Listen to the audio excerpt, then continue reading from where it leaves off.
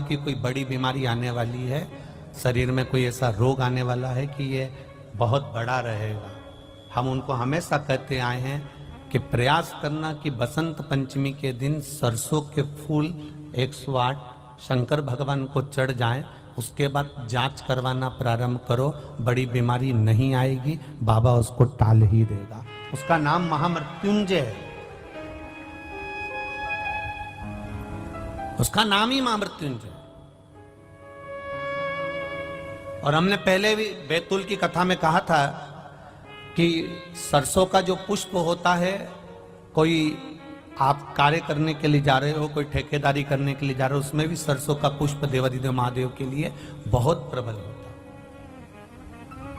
बहुत प्रबल।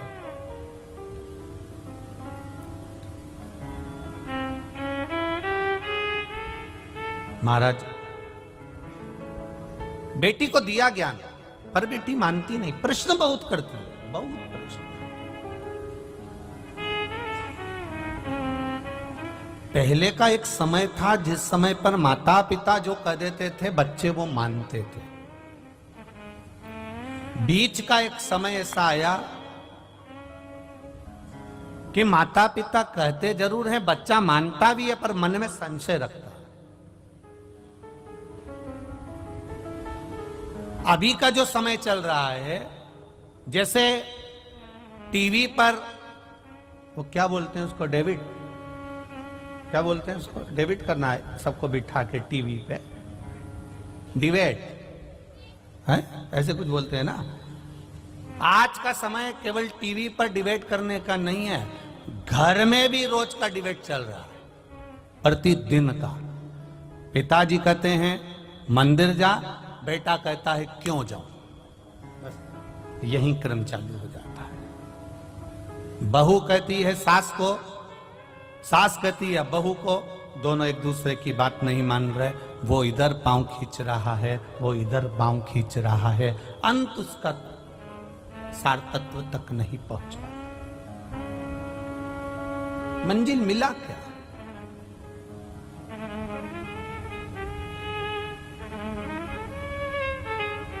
जितने भी चैनल खोलो और उस पर डिबेट होता हुआ दिखे तो आप प्रयास करना कि इसमें कहीं मंजिल मिल जाए तो जरूर बताना। मंजिल नहीं मिलती, किसी लक्ष्य तक नहीं पहुंच पाता, बीच में ही उसको छोड़ना पड़ता और वो संशय में घूमता रहता है। आज भी घरों में यही हो रहा है। माता पिता बच्चों से कहें कि तू जल चढ़ाने जा, माता पिता बच्चों से कहें कि तुम प्रणाम करो, माता पिता बच्चों से कहें कि तुम भजन करो, माता पिता बच्चों से कहें कि तुम कीर्तन करो। पर ये व्यासपीठ, ये शिव महापुराण की कथा हमेशा कहते आई है कि कल परसों की कथा में भी कहा था, एक माँ ने अपने बच्चे का हाथ पकड़कर संत से कहा, गुरुजी मेरे बच्चे से कह दो कि ये शक्कर ना खाए, मीठा ना खाए। गुरुजी ने 1 हफ्ते का समय मांगा और 1 हफ्ते बाद गुरुजी ने कहा कि बेटा तुम शक्कर मत खाना। तो माँ को क्रोध आ गया, ये बात तो तुम 1 हफ्ते पहले भी कह सकते थे। तो गुरुजी ने कहा, कह तो सकता था, पर उस समय तक मैंने शक्कर छोड़ी नहीं थी, जब तक मैं छोड़ूंगा नहीं तब तक दूसरे से कहूंगा कैसे, इसलिए पहले मैंने छोड़ी है। आप सबसे निवेदन है, अपने बच्चे को ज्ञान देने से पहले स्वयं पहले मंदिर जाना प्रारंभ करो, शिव को जल चढ़ाना प्रारंभ करो, श्री शिवाय नमस्तुभ्यम कहना प्रारंभ करो, एक बिलपत्र बाबा को समर्पित करना प्रारंभ करो। फिर धीरे धीरे बच्चे अपने आप ढलते चले जाएंगे, उनको बोलने की जरूरत नहीं पड़ेगी, स्वयं ढले।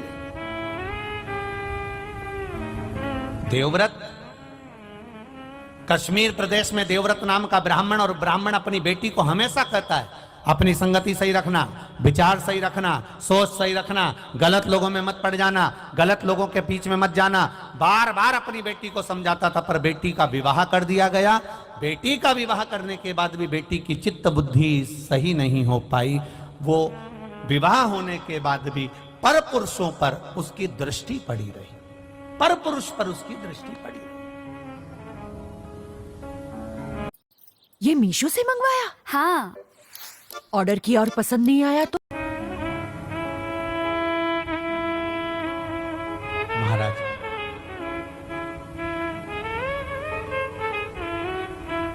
इस स्कंद पुराण का ये संवाद है। स्कंद पुराण का संवाद। दृष्टि गलत पड़ी रही। शादी होने के बाद भी पर पुरुष पर उसकी दृष्टि जाती थी। जो नारी